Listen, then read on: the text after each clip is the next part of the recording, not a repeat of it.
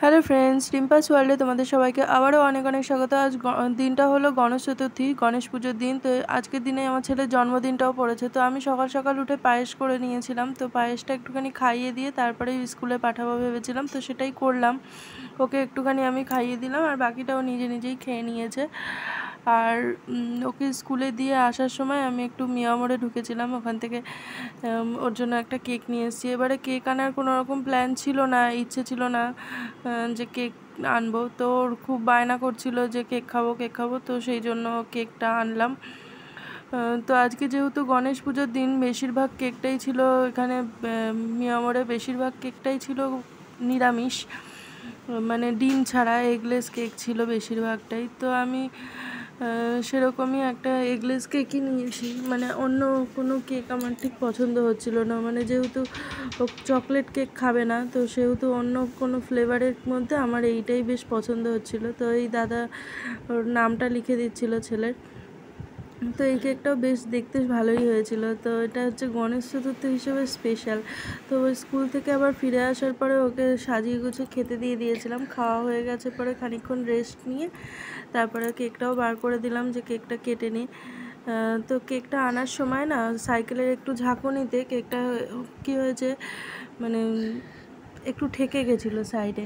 তো সেই জন্য একটা সাইড পুরো কেমন হয়ে গেছে। তো যাই হোক, কেকটা খেতে বেশ দারুণই ছিল, বেশ সুন্দর ছিল। আর ছেলের এবারে খুবই ভালো লেগেছে। এই দেখো, এই সাইডটা দেখতে পেয়েছো, এই সাইডটা পুরো ঘেটে গেছে কেকটা। ওর বাবাকে একটু খাইয়ে দিল, আমাকেও একটু খাইয়ে দিচ্ছে। তো এবারে আমরা চলে যাব একটু একাডেমিতে, মানে মিউজিকের একাডেমিতে। তো আজকে শনিবার, যেহেতু শনিবার দিন ওরা টিচার্স ডের প্রোগ্রামটা রেখেছে, তো সেখানে গিয়েও দেখা যাক কি হয় না হয়। তো ওর তো বেশ আনন্দই হচ্ছে, দেখতেই পাচ্ছ, নাচানাচি শুরু করে দিয়েছে। আর একটুখানি কেকটা খেয়ে তারপরে আমি চলে গেছিলাম একাডেমিতে। তো এখানেও আমাদের তরফ থেকে, মানে আমাদের ভায়োলিনের তরফ থেকে সামনে যে কফি কালারের কেক দুটো দেখতে পাচ্ছ, ওই কফি কালারের কেক দুটো আনা হয়েছিল।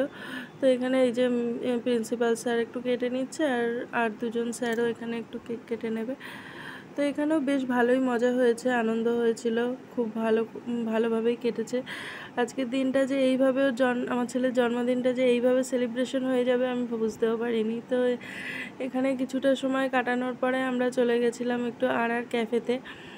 তো আমাদের স্যারদের তরফ থেকে, মানে আমরা ভায়োলিনের যে গ্রুপটা আছি, আমরা ভায়োলিনের তরফ থেকে আমরা গেছিলাম ক্যাফেতে।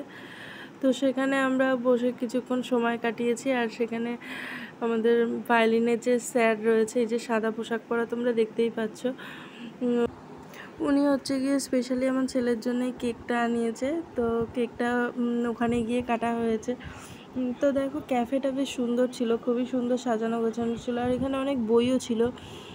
তো যার ইচ্ছা হবে সে ওখানে গিয়ে খানিকক্ষণ বই টই পড়ে বেশ খানিকটা সময় কাটাতে পারবে। মানে বেশ সুন্দর একটা পরিবেশ ছিল।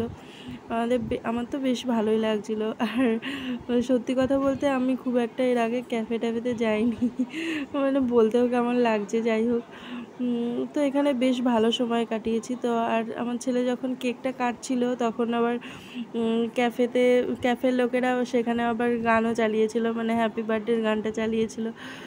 তো চলো দেখে নাও তোমরা আমার ছেলের কেক কাটিং পর্বটা। আর এখানে সবাই আমরা গল্প করছিলাম একটু। আর আমি যেহেতু ভিডিও করছিলাম, আমাকে ভিডিও করতে দেখে বলছে ভিডিও চলছে, সবাই আমাকে নিয়ে একটু হাসছিল। তো যাই হোক, আমার বেশ ভালোই লাগছিলো। তো এখানে আমরা এই যে একটু স্ন্যাক্সও খেয়ে নিচ্ছিলাম। প্রথমে চা নিয়েছিলাম সবাই, আর আমরা একটু স্ন্যাক্সও খেয়ে নিচ্ছিলাম। তো তারপরে তার আগেই, মানে কেক কাটিং পর্বটা তার আগেই হয়ে গেছে। তো আমার ভিডিওটা এডিট করার সময় একটু গন্ডগোল হয়ে গেছিলো। একটু বাজাবো নাকি ভাই? Happy birthday dear Mondi, happy birthday to you. এই তো, থ্যাংক ইউ।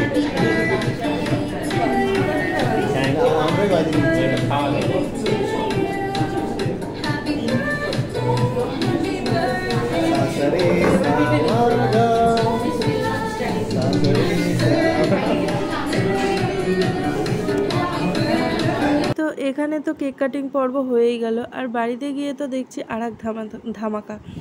বাড়ি গিয়ে দেখছি আমার দাদা এসছে হঠাৎ, মানে ওর মামাকে দেখে তো আর আনন্দ আর ধরছে না। আর এখানে দেখো আমাদের এই যে ক্যাফেতে যেটা কাটা হয়েছিল সেই কেকটা, আর এটা একাডেমি থেকে দিয়েছে, এটা আর একজন দিয়েছে, মানে আমাদের ভায়োলিনের যে গ্রুপটা ছিল সেখান থেকে মানে এগুলো এক একজন এক একটা দিয়েছে।